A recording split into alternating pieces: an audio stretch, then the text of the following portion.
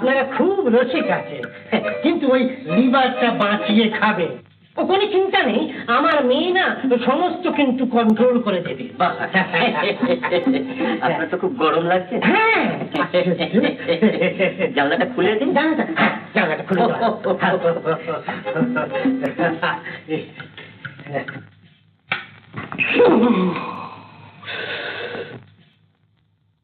কি বলো?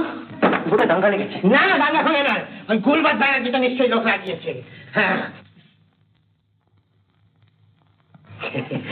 শুনুন, আজকে আজকে বিকেল বেলা আপনি একটু ফ্রি আছেন? মানে মানে আপনি বিকেল বেলায় আপনি মিলে কাজ করেন?